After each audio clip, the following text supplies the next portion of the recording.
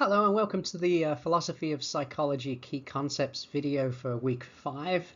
And this week we're looking at dual process theories.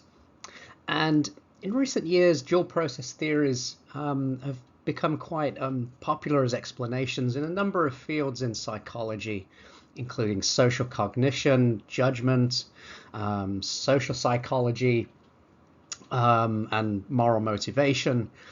And a lot of areas where this sort of idea that we're made up of, that we have essentially two kinds of systems or two kinds of processes for thinking and for judging has proved quite useful in explaining a lot of how we sort of how we operate and how we sort of get into sometimes get into sort of conflict.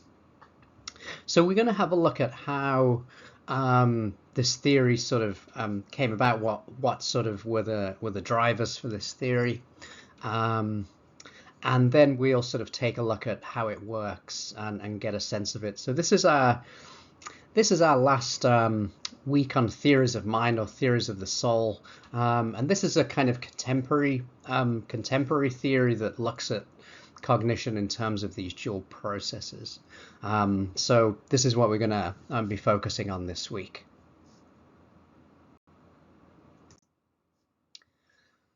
Okay, so a big sort of impetus for dual process theory has been in areas of sort of cognitive rationality and areas where people have noticed the kind of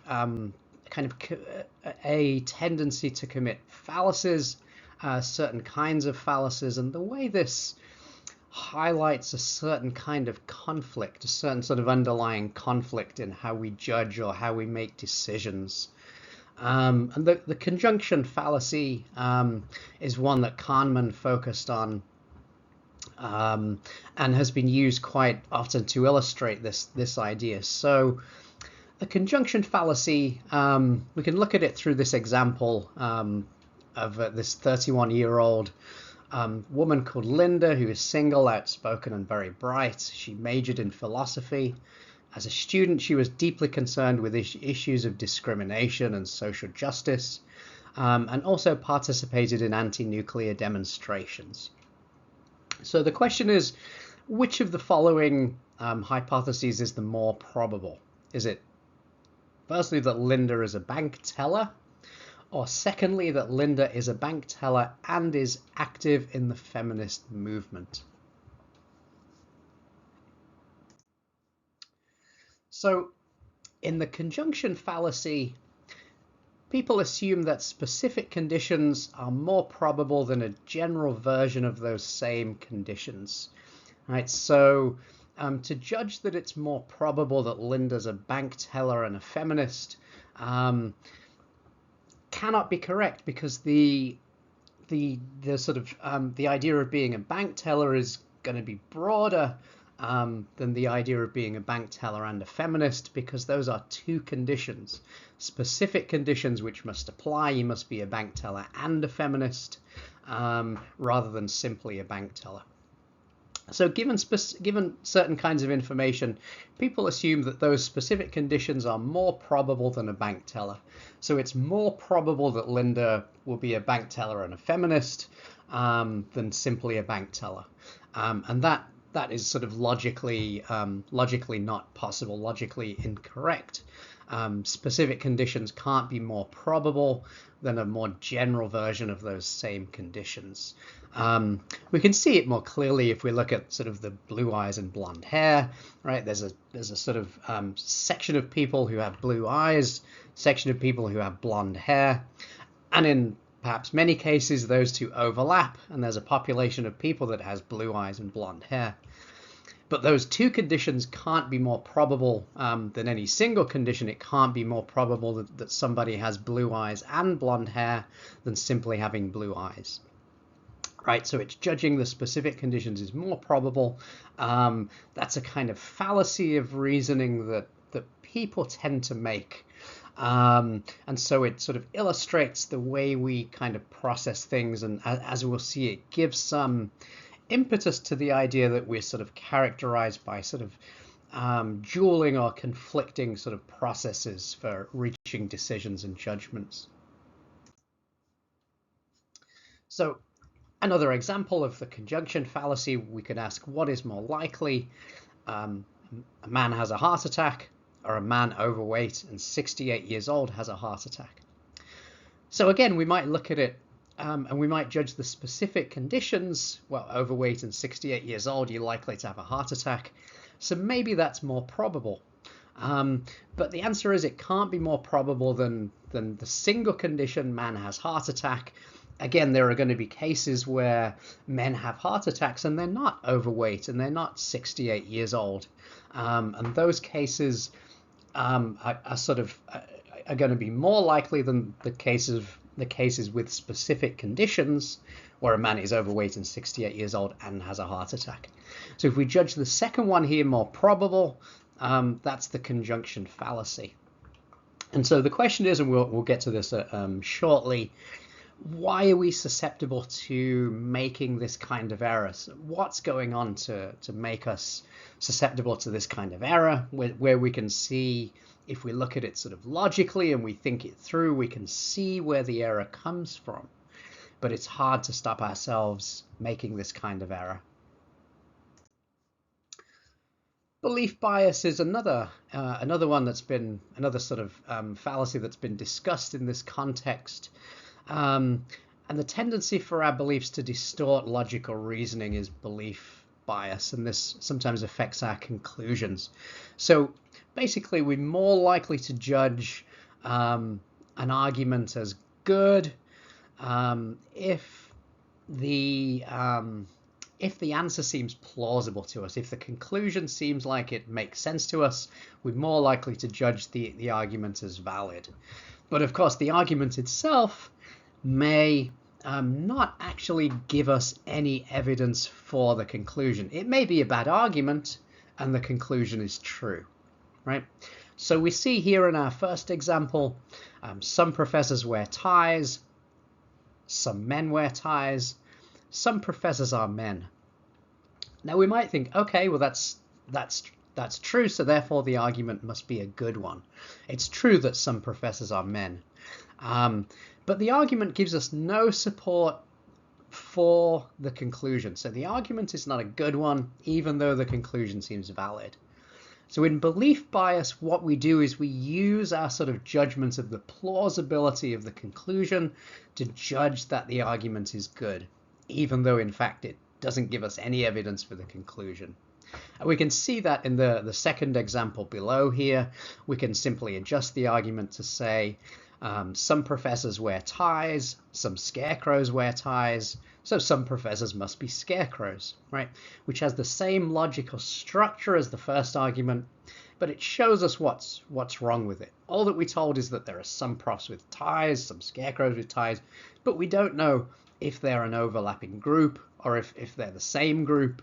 We can't judge that from the argument that we're given.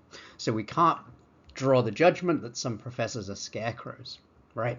So we can see that the conclusion is wrong here because the argument is wrong because the conclusion is obviously bad. Some professors are not scarecrows. But in belief bias, if the conclusion seems plausible to us, we'll let it sort of drive our assumption that the argument is a good one, even though it's not.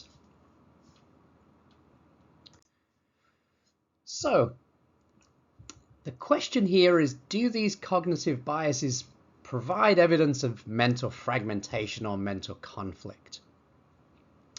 Conflict seems apparent between sort of logical reasoning and rule-based judgments. We've seen that in the arguments we've looked at, the conjunction fallacy and belief bias, and our decision-making. So our decision-making seems to sort of stray from these sort of logical rule-based judgments. Does that suggest that there is a kind of conflict, a kind of fragmentation? And remember, we saw a similar kind of argument in Plato when we looked at Plato's theory of the soul, right? Plato identifies these different sort of points of conflict when our desire is telling us one thing and our reason is sort of telling us another, and they're sort of pulling in different directions. our spirit and our desire, our spirit and reason are pulling in different directions. So it's when we sense that conflict that we have a sort of awareness of these different pieces of our mental furniture, these different sort of parts of our soul that are sort of pulling in different directions. They're in conflict. So this is the way the sort of argument for dual process theory works, that we've got this mental fragmentation that becomes apparent in the way we make these judgments, and we fall into these kind of fallacies of reasoning. So dual process theory tells us that biases of the kind we've talked about and impaired decision making in general occur because human reasoning relies on two very different types of systems or processes. Okay, we've got a system 1 and a system 2. And so ordinarily we'll rely on the automatic and sort of fast process, but we also have a kind of more slow, logical, and effortful process, and that's system 2. So one process is serial and rule governed, system 2. The other is kind of parallel and connectionist or associationist. In other words, system 1 relies on kind of environmental associations between things that have built up over time. And it sort of uses those to drive automatic responses to new things we encounter in the environment. Whereas system 2 is more about sort of following sort of rules, and sort of using our knowledge to sort of draw conclusions. So we can see a list of the qualities of system 1 and system 2 here. These have been attributed to the two systems by different thinkers. We see with system 1 we've got a system that's evolutionarily old. In other words, it's a more sort of older basic system than system 2, which is thought to be sort of developed in the frontal cortex, in the sort of later sort of frontal parts of the brain that give us this cognitive advantage. So the old system is kind of unconscious. We're not aware of it working, whereas we're conscious of our kind of system 2, our sort of rule-based system. System 1 is thought to be shared with animals. System 2 is this distinctly human system that we've sort of that our sort of brains, the growth of our brains has enabled us to develop on top of the old system that we share with other creatures. And it's explicit rather than implicit, controlled rather than automatic, and slow rather than fast. So all these sort of differences tell us about the way system 2 works, that it's a decontextualized system, so it takes thoughts or ideas or things out of their context and sort of looks at them in a sort of rule-governed, conscious, sequential kind of way. And so it's a very different type of system. We might say system 1 is like an automatic processor. We kind of do things without thinking about them. So we don't count our steps when we walk. We don't sort of do physics when we throw a ball. We're just relying on our sort of basic automatic sort of knowledge about how to do things and what happens when we throw a ball and so on. So system 1 allows us to get along without conscious effort. So obviously that can be immensely useful to us. We don't need to sort of spend cognitive energy on sort of doing things that we sort of do on a daily basis. The slower thinking of system 2 allows us to think our way through the key factors and reach logical, informed decisions. So here's the thing about system 2. It's pretty much useless when we're being chased by a large, hungry bear, right? There we've got to rely on our sort of intuitive knowledge, our sort of fast knowledge of what to do in an instant without sort of going through this reflective serial thinking process. So an essential feature of system 2 is its use of working memory to perform tasks. So it relies on our sort of working memory to help us perform these logical sort of rule-based tasks, holding things in our working memory and allowing us to work with those things while we sort of do this sort of rule-based logical sort of processing.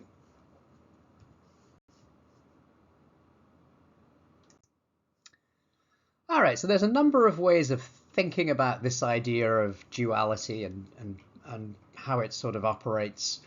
And three distinct ideas have been proposed. We've got the idea of dual process, where we may have two distinct processing modes available for many cognitive tasks. We've got dual systems, where there are two multi-purpose reasoning systems, System 1 and System 2. And thirdly, we might think of them as a kind of attitude or a state, an explicit and an implicit attitude or mental state towards the same object. So we may have a sort of, a sort of type 1 or process 1 attitude that's driven by our sort of slow, sort of fast and unconscious system, and a sort of type 2 attitude, which is sort of driven by our conscious thinking. So type 1 processes are probably a collection of processes working together. So in other words, it's not one process, but a number of processes for perception and different kind of cognitive tasks that are kind of working together to allow us to sort of work this fast unconscious system and to make decisions in that way. The idea of dual systems suggests that dual processes have some kind of foundation in cognitive architecture, leading to distinct systems. In other words, they're kind of built into our brain, and they're sort of built into the architecture of our brain in the way that we can sort of identify two different kind of working systems.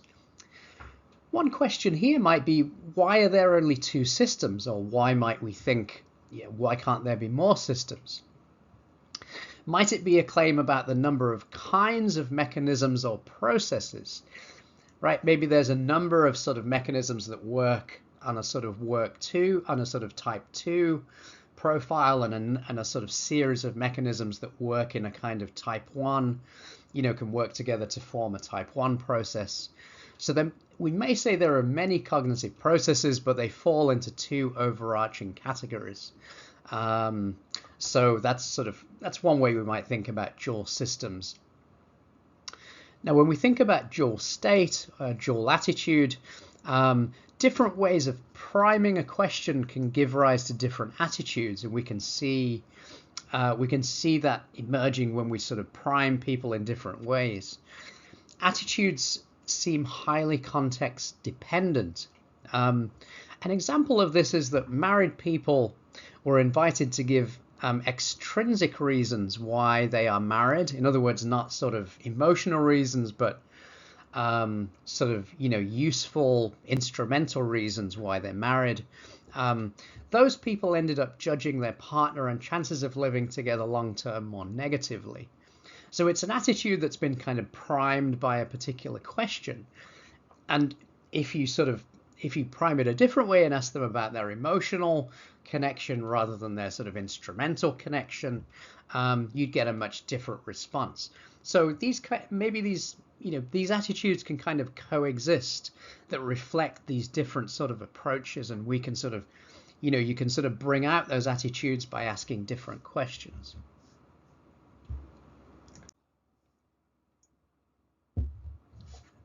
Okay, so a significant question here is how do the models work, or how do they interact? How do they relate to one another? And there are three models that have been proposed: the default interventionist model, the parallel competitive model, and the lawyer-client model. The default interventionist model suggests that type 2 processes they hang back and they sort of wait to intervene.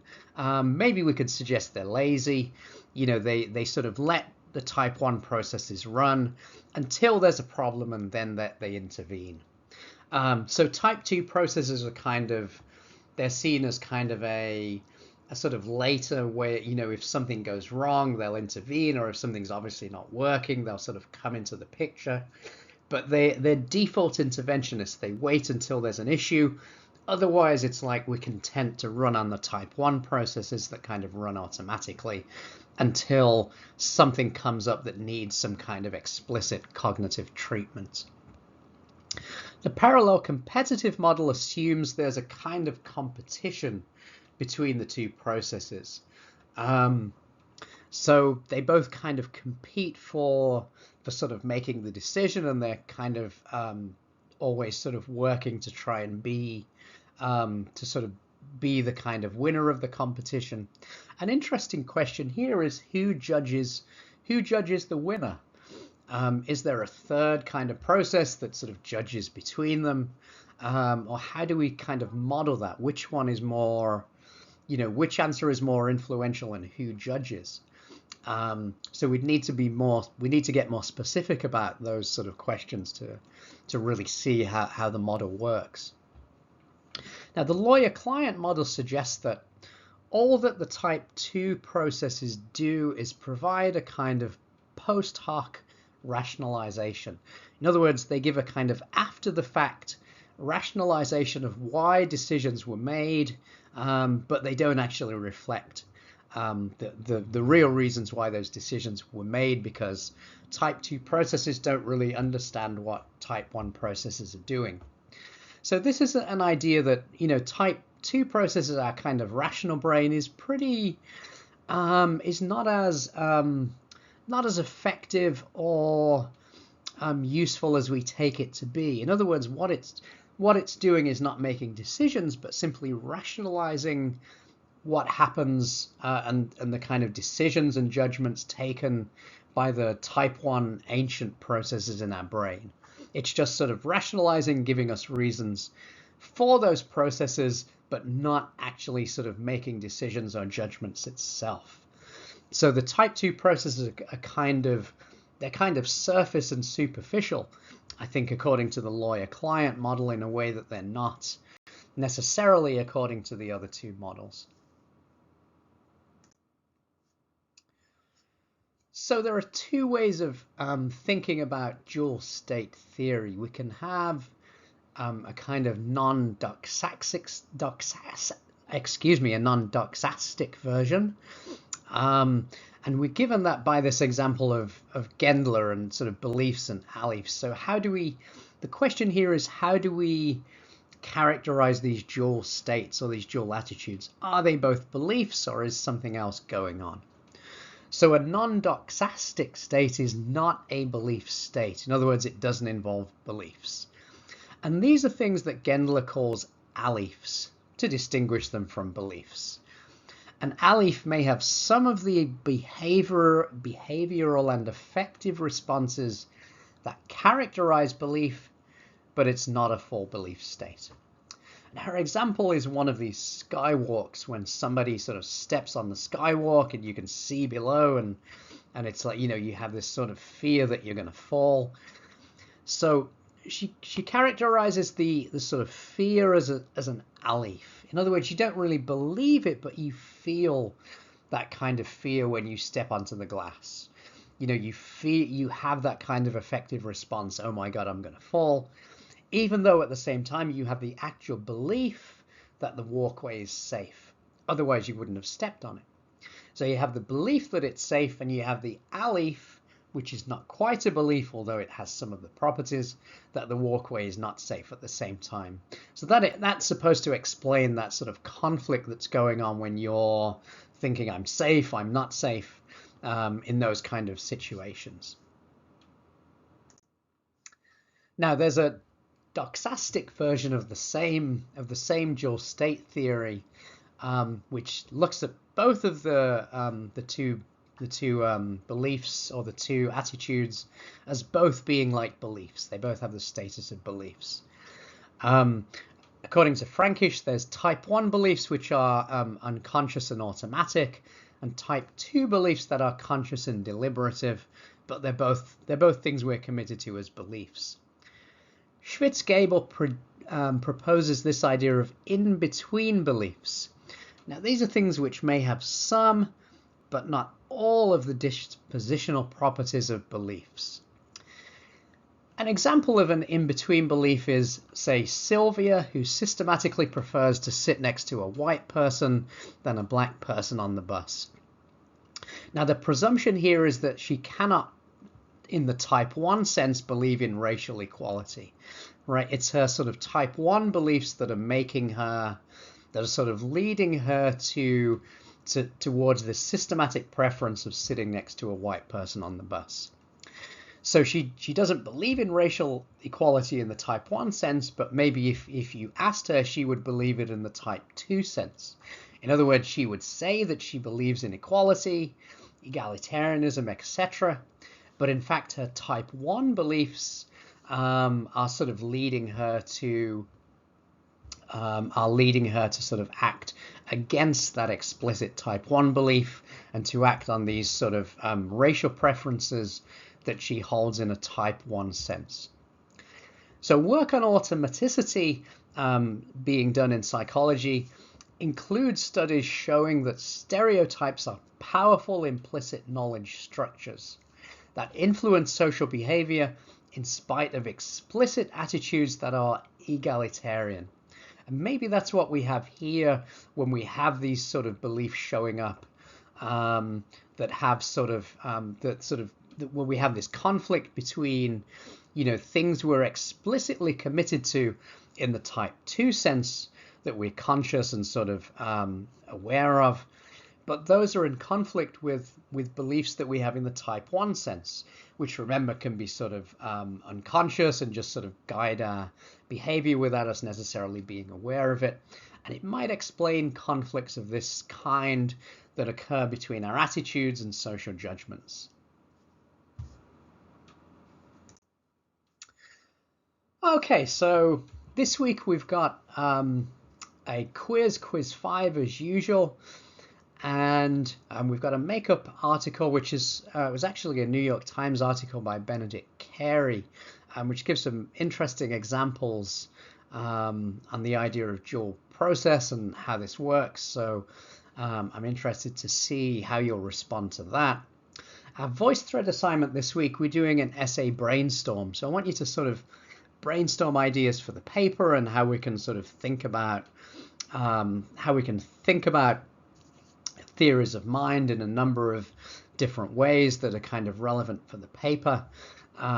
So I hope that'll be really useful and we can have a sort of productive discussion that will be helpful for sort of thinking about the paper next week. And of course, continue to sort of plan and work on the paper. You're more than welcome to discuss it in office hours, in my office hours this week. If you want to meet at a different time, just let me know and we can talk about it. So keep on with those things this week. And if you need anything, if you want to, with the paper or the material, please reach out by email, or you can come by in office hours.